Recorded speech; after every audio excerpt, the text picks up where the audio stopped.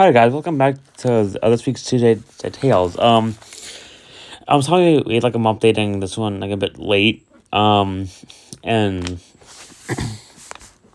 anyway, so this story is about the seven wonders of the world, the glories of the ancients.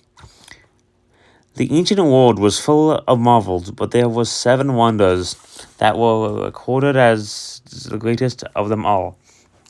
They were the pyramids of Egypt, the Hanging Gardens of Babylon, the tomb of Mausolus at Halicarnassus, the the temple of Artemis at Ephesus,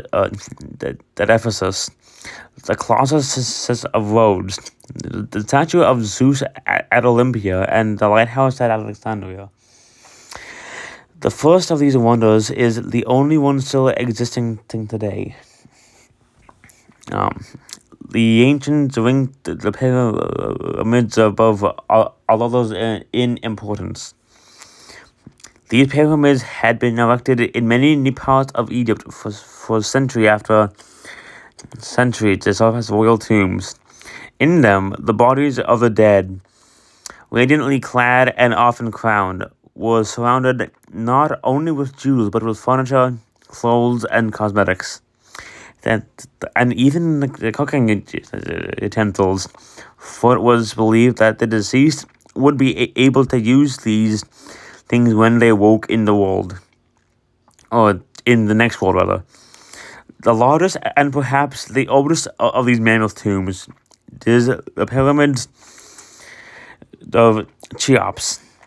It was built 5,000 years ago of huge blocks of stone, each block weighing about 2 tons.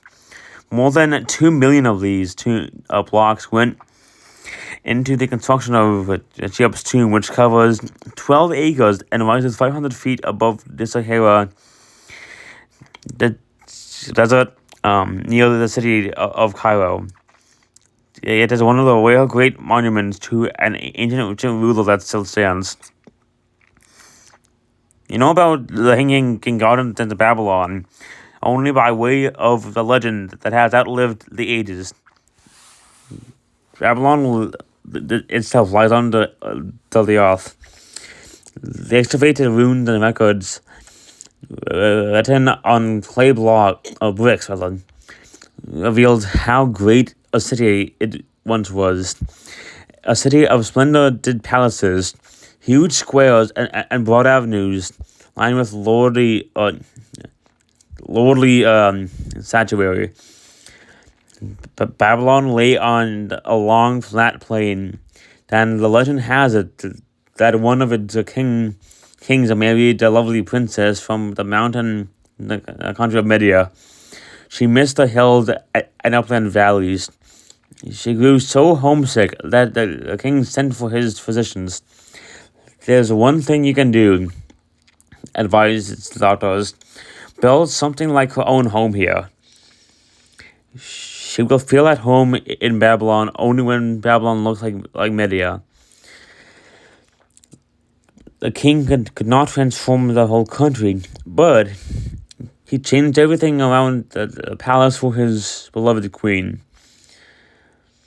He had huge mounds of earth brought in, the terraces created, rocks carefully landscaped, and streams diverted to make a lively music.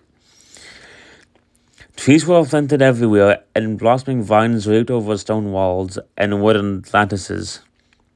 Waterfalls ended in chattering brooks, then the brooks ran murmuring into fields full of gay flowers. Looking up at it from below, this landscape seemed splendid in air, like a series of hanging gardens in which the queen wandered delightedly day after day. The tomb of Mausolus in the city of Halicarnassus was both a burial place and a memorial to him, designed by his devoted wife.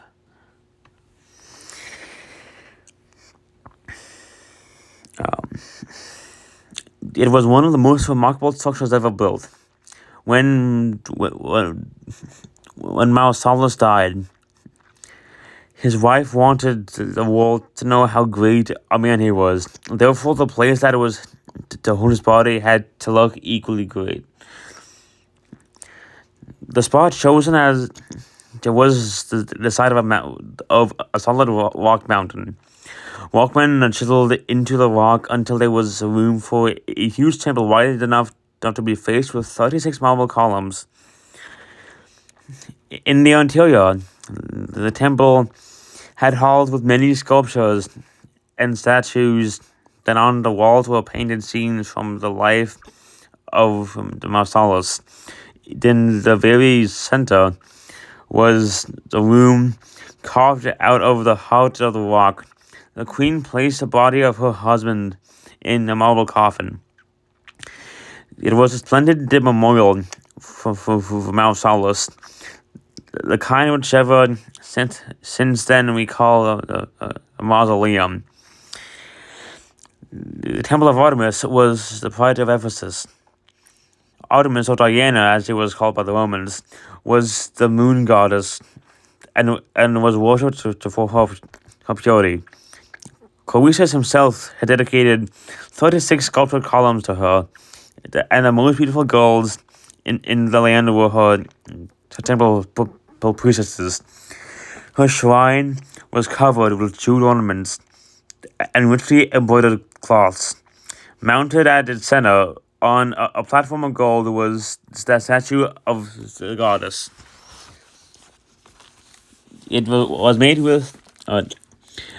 of pure ivory, and even in the darkness it seemed to shine with a light of its own. The closest of roads spanned the harbor of the city, which had the same name as the island of Rhodes. Unlike anything ever built, it was a vast structure more than 100 feet high, so huge that a man's arms could not reach around the smallest toe. 1 foot of the Colossus rested on the north side of the harbor, while the other was embedded in the south side. Ships passed under it. It served as a beacon as well as a landmark. By days, the polished brass reflected the rays of the sun with the power of 1,000 mirrors. By night, it caught the light of the moon and the stars. It stood for 300 years. Then it was, as its name suggests, truly colossal. Although the Colossus of Rhodes was the largest statue in the world, the statue of Zeus at Olympia was the most famous and the most revered.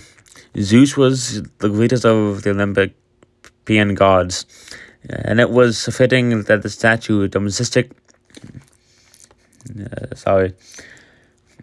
a majestic, larger-than-life statue should be in Olympia. It had been carved by Phidias, the greatest artist of ancient Greece, who designed the sculptures for the Parthenon at Athens. It showed Zeus seated on an imperial marble throne, holding a scepter in one hand and a winged figure in another. An eagle perched on his shoulder. His brow held concealed thunderbolts. There was a look of lightning in his eyes. His face, hands, arms, and feet were carved out of ivory. But ivory had a faint flush, almost the color of flesh, while the robes were covered. The rest of his body were made of beaten gold. The statue was so lifelike that it seemed to breathe. It was both godlike and human, natural yet noble, that it stood for centuries. The lighthouse, Dorpharos, was the pride of Alexandria. The Egyptian city founded by Alexander the Great.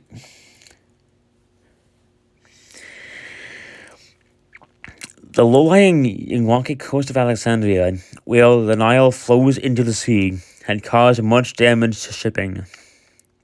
Vessels continually ran aground there or were broken up on the rocks. Near the entrance to the harbor lay a small island, and on it a tower was built to guide ships safely through. The tower was made of beautiful white marble and rose to a height of 400 feet. It glowed like a pillar of solid sunshine during the day, and the light of 20 torches burning at the top pierced the blackest night. For more than 1,000 years, it withstood the pounding of fierce waves and the battering of the most violent storms. And when the tower was finally toppled by an earthquake, its pieces were built into a great seawall that continued to protect Alexandria and all the ships that harbored there.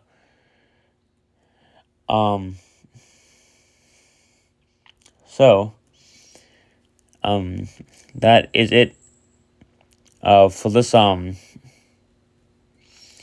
video.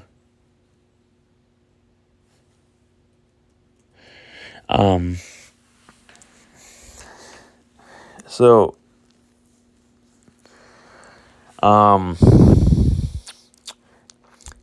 yeah, anyway, I lost my track of thought. Anyway, so, I will be getting, like, a few more videos out, like, a couple more out this weekend. I'm sorry, just my brain, like, shut off all you. Like, I'll get, like, a few more, like, videos out, like, later, this week. So,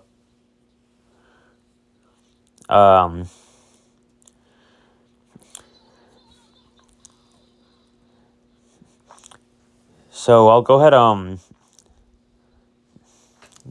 and I'll see y'all then. Bye.